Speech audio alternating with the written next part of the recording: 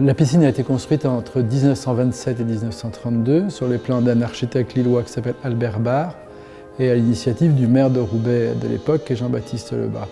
Bon, en fait, la ville de Roubaix est une ville qui a eu une croissance exponentielle au XIXe siècle. Elle passe de 8000 habitants au début du XIXe siècle à 125 000 à la veille de la Première Guerre mondiale.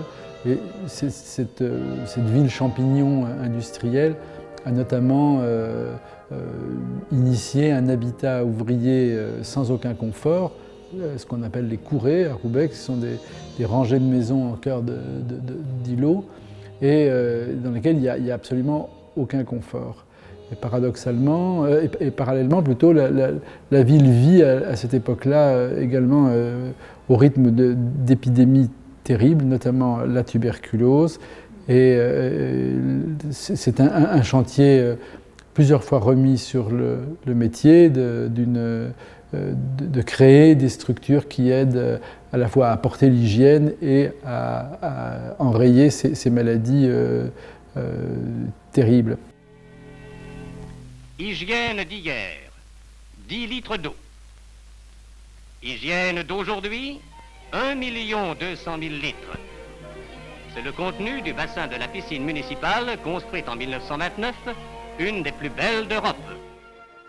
Quand Lebas le contacte, Albert Barre, qui est un architecte qui a beaucoup construit, mais qui est également quelqu'un qui avait une grosse culture de l'architecture, décide de se mettre quand même au goût du jour. Donc, il réalise un bâtiment très marqué par le style art déco. Cette référence à l'art déco lui permet également, avec des volumes simples, de donner une impression de propreté assez facile, donc qui accentue la confiance que l'utilisateur peut donner à l'établissement thermal. Et notamment, il va intégrer dans son propos cette idée de sanctification de l'espace, l'organisation d'une abbaye cistercienne avec un jardin de cloître bordé sur deux côtés par des cellules qui sont les salles de bain, rez-de-chaussée les hommes, étage les femmes, par un troisième côté avec à la place de la salle capitulaire le foyer du restaurant, à la place du réfectoire le restaurant, et puis sur la dernière aile l'espace de la basilique, ce qui serait la chapelle de l'abbaye, volume qu'il donne au bassin proprement dit. Et pour donner l'impression que cette grande nef est orientée comme devrait l'être une église chrétienne, regardez vers Jérusalem, il crée les grandes verrières du soleil couchant et du soleil levant, qui sont des artifices puisque le bâtiment n'est absolument pas orienté, mais c'est vrai qu'on a l'impression avec ces deux grandes verrières que la course du soleil est dans l'axe de la nef. Et le loisir c'était là, pour nous les jeunes.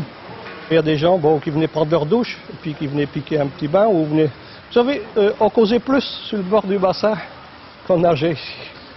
Il y avait 90 douches et 50 baignoires, parce qu'au début, c'était un établissement de bain avec piscine. La piscine n'était pas l'essentiel. Ce n'est pas uniquement la population ouvrière la plus nécessiteuse qui se baigne dans la partie baignoire de la piscine, c'est une grande partie de la population de Roubaix. La population immigrée d'origine belge à laquelle Albert Barre avait peut-être pensé au début du projet, se sont ajoutées toutes les strates supplémentaires de l'immigration. Et c'est vrai que la piscine, avec les bains de vapeur, avec son système de douche, avec le jet d'eau, a été assez vite populaire dans l'immigration maghrébine qui venait régulièrement.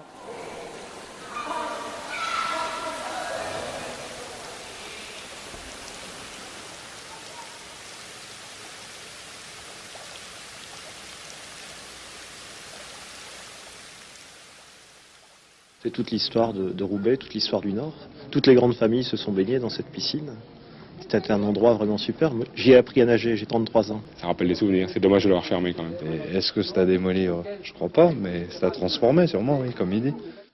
À la fermeture de la piscine en 1985, André Diligent, qui était le maire de l'époque, m'a souvent dit qu'il avait été, au moment de la décision de fermeture, extrêmement attaqué par la population. Il avait reçu beaucoup de courriers de réclamations exigeant la réouverture. Alors, finalement, le bâtiment avait trop souffert et ne pouvait plus redevenir une piscine comme il l'avait été, mais ça a décidé la ville qui, à l'époque, pensait que l'avenir était dans la libération des terrains, de conserver le bâtiment, de continuer à l'entretenir au mieux que possible, jusqu'à lui trouver une nouvelle vocation.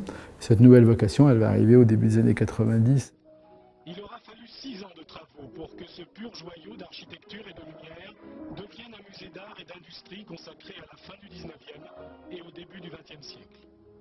Un travail que l'on doit à cet homme, un architecte qui avait déjà imaginé et réalisé la transformation de la gare d'Orsay à Paris.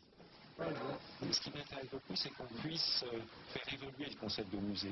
C'est que finalement, le musée soit plus seulement une espèce de tombeau où les choses sont enfermées uniquement pour leur conservation et dans la poussière, mais soit un lieu lumineux, très actif.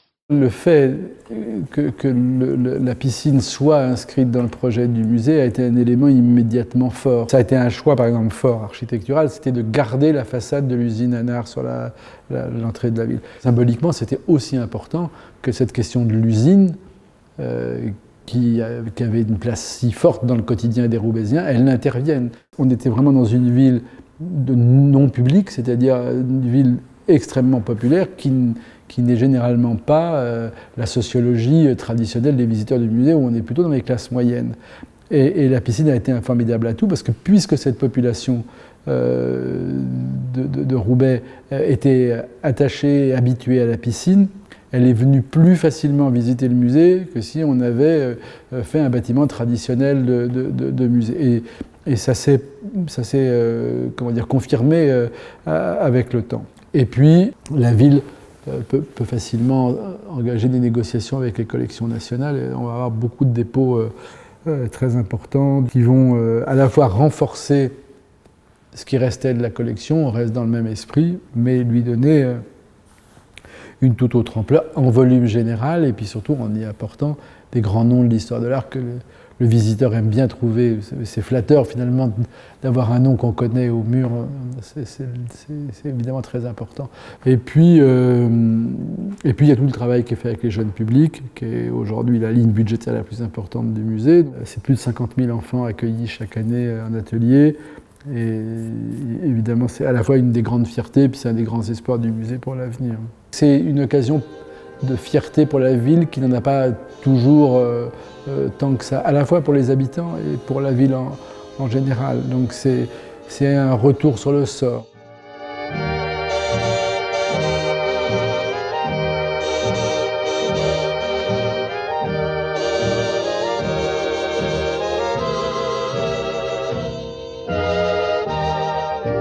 En fait, le statut de la piscine à Roubaix, c'est d'être un endroit qui a été fréquenté par toutes les couches de la population. Pas d'angélisme que les enfants du patron ont joué avec les enfants des ouvriers dans le bassin, mais tout le monde est passé par là. Voilà. Et puis tout le monde s'y est évidemment amusé, parce que la piscine, c'est essentiellement un endroit qu'on fréquente pendant l'enfance et à l'adolescence, et quand on arrive à l'âge adulte, elle est parée de tous les charmes des souvenirs d'enfance. Voilà.